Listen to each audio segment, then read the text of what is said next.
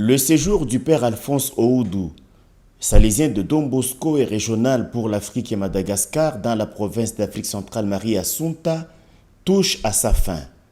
C'est depuis le mardi 21 novembre 2023 qu'il est dans la communauté du théologicum Saint-François de Sales. À cette étape de visite extraordinaire en AFC, le régional a commencé sa journée du vendredi 24 novembre, tôt le matin déjà, par la visite pour la célébration de la messe dans une communauté des filles de Maroc auxiliatrices proche de la communauté du théologicum. Pendant ce temps au théologicum, il est 6 heures, les théologiens sont en pleine prière matinale, les laudes. Juste après, le père Mario Valente, membre de cette communauté et confesseur, provincial en AFC de 1993 à 1999 et célébrant de la messe du jour.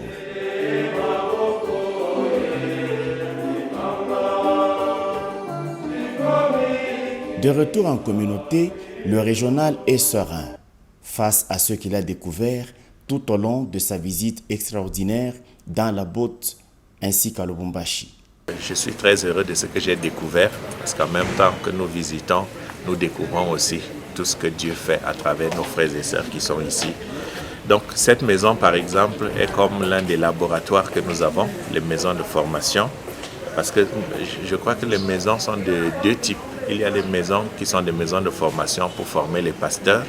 Par exemple, j'étais au pré-noviciat, j'étais au noviciat, j'étais à Kanseboula, qui est probablement l'une des plus grandes maisons salésiennes au monde, avec presque une centaine de confrères, et aussi les théologas ici, d'où sont sortis des évêques, des provinciaux, des régionaux et tout. Donc c'est très important d'avoir des maisons ici en Afrique où on forme les pasteurs.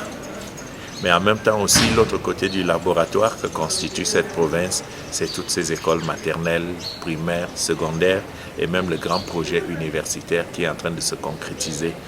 Pour le père Alphonse, c'est autant d'opportunités qui constituent des moments d'action de grâce. Donc pour moi, c'est vraiment une action de grâce pour tout ce qui se fait ici. Et ce n'est pas une action de grâce seulement pour la compétence des Salésiens, c'est vraiment toute la grande famille salésienne, parce que j'ai trouvé un exemple même qui est d'ailleurs à imiter de programmation de la pastorale, d'exécution et d'évangélisation en famille salésienne. Parfois même on élargit en disant en communauté éducative. Le premier jour où je suis arrivé, il y avait justement une planification de toute l'année avec les Salésiens, les Salésiennes, les coopérateurs. Donc je remercie beaucoup tous ceux et toutes celles qui travaillent ici et en même temps ces milliers de jeunes que j'ai eu l'honneur de connaître et de côtoyer. Et peut-être aussi un message aux jeunes qui sont nombreux et qui sont éparpillés pendant ce temps de la campagne électorale. Mais le Salésien voit loin, il va même au-delà de la campagne pour donner un mot afin d'asseoir la conscience, l'esprit des jeunes pendant cette période. Un mot de votre part leur ferait du bien, Père. Oui, non, je voudrais que les jeunes se souviennent toujours que c'est eux qui sont, comme Don Bosco a voulu, doublement citoyens. Citoyens d'une nation, mais aussi citoyens du royaume.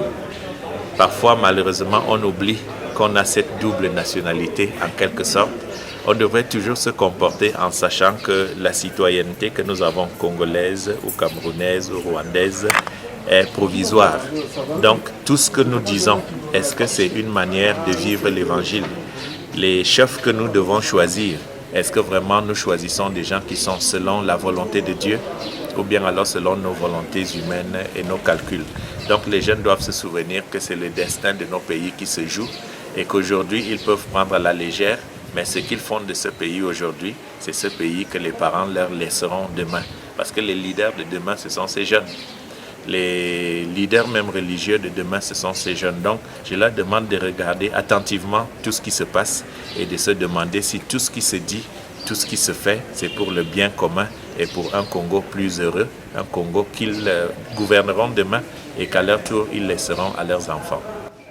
Voilà, Père, je ne sais pas s'il y a un mot que vous auriez dû donner, mais que nous n'avons pas pu ressortir dans les questions, sinon... Oui, je voudrais un peu déplorer les motivations pour lesquelles parfois nous faisons nos choix nos choix de gouvernement, nos différents choix que nous faisons. Nous avons besoin en Afrique des hommes et des femmes qui puissent travailler pour le bien commun et pas pour ma famille, pas pour mon ethnie. C'est quelque chose. La diversité culturelle nous a été donnée pour que le monde soit plus riche, comme un arc-en-ciel. Pourquoi cette diversité devient notre cauchemar, notre malédiction? Pourquoi à chaque fois qu'on choisit le père de famille, pourquoi cela devient un motif de tension si vraiment c'était pour le bien de tous? Les tensions montrent que nous sommes encore des calculateurs, c'est-à-dire qu'on n'a pas encore compris que nous sommes des ambassadeurs, je dirais même des administrateurs du bien commun. Et si on a choisi le mot ministre, par exemple, c'est parce que tous ceux qui sont choisis doivent être au service d'eux. Donc je prie pour que les jeunes apprennent de tout ce qui se passe. Et si nous, les adultes, nous les décevons, que les jeunes demain rectifient le tir parce qu'il n'est jamais trop tard pour bien faire. Père, finalement, vous m'avez remis quelque chose dans la bouche. Alors, à la famille salésienne, parce que c'est une famille beaucoup plus élargie, quel est le message que vous adressez à cette famille? Bon, à tous ceux que j'ai rencontrés de la famille salésienne, je leur ai parlé d'un petit message du recteur majeur qui est de faire briller le charisme salésien par notre unité et par notre diversité.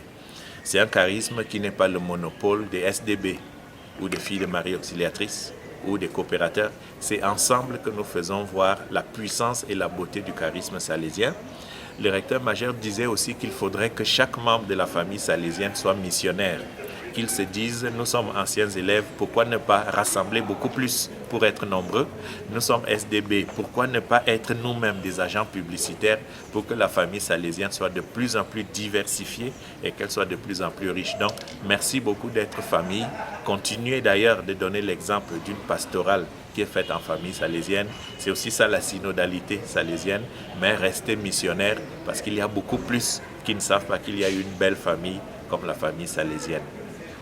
Merci Père. Merci à vous et continuez de rendre ce service. Je crois que c'est important pour le côté citoyen et pour le côté chrétien. Merci à vous.